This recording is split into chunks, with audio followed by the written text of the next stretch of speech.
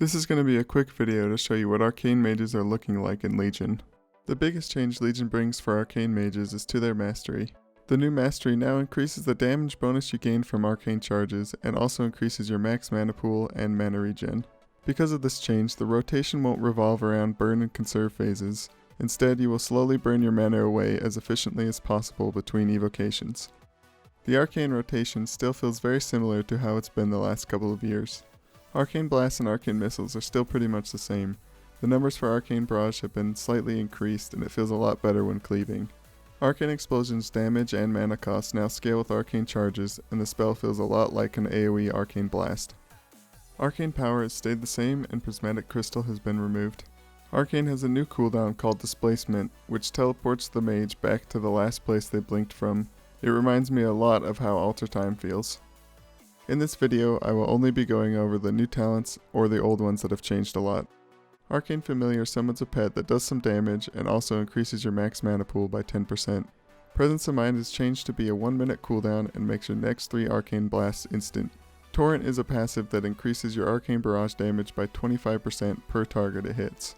Shimmer is a sick as fuck talent that gives your Blink 2 charges, makes Blink off the global, and you can blink while casting other spells. Man, Shimmer is sick as fuck, holy shit, what a fun fucking talent. Rune of Power is here again. In Legion, it will only last 10 seconds, has 2 charges, and a 45-second recharge. To make up for it only lasting 10 seconds, it increases your damage by a whopping 50%. That is a bigger damage increase than any other cooldown that I can think of in the entire game. I really hope to see some changes happen in a level 45 talent row. Supernova continues on. The cooldown is now shorter, but it no longer has 2 charges. Charged Up is a 30-second cooldown that gives you 4 arcane charges, and Words of Power is a passive that increases your chance to proc arcane missiles based on your current mana. The level 75 row is my new favorite row because there is no reason in PvE that I can think of to take anything other than Ice Flows. Ice Ward gives your Frost Nova 2 charges. Nether Tempest is still in the game, but it is on a separate row of Supernova, so you can have both of them at the same time. Erosion makes it so that your spell hits increase the damage the target takes by 1%, stacks 10 times. It slowly fades away after 3 seconds of not doing damage to the target. Quickening is a passive that gives a stacking haste buff from casting Arcane Blast, Arcane Missiles, and Arcane Explosion. The haste buff is cleared when you cast Arcane Barrage. Trying to get high stacks of Quickening might be where a lot of the skill cap comes in for Arcane Single Target. The passive you gain from equipping Aelineth, the arcane artifact, gives you a chance to trigger a force bolt at the target. The bolt's damage is intensified the longer it hasn't been triggered.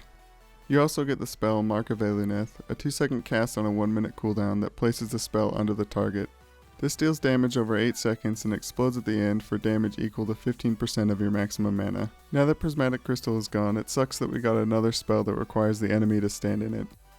Egwin's Ascendance makes your evocation turn you invulnerable. You then gain a damage increase based on the amount of mana that you restored. Arcane Rebound makes your Arcane Barrage even better for AoE. Touch of the Magi doesn't seem to be finished and the tooltip is a little confusing. The rotation is still going to be a lot about building and clearing arcane charges. You will still want to build your charges with Arcane Blast and then spend your Arcane Missiles at max charges. Then, if you feel like you're spending too much mana in too little time, you can cast Arcane Barrage to clear the charges. Though you won't have to worry too much about your mana pool because of the changes to Mastery. Other than running out of mana, the only time you need to worry about it is to have as little mana as possible for each evocation.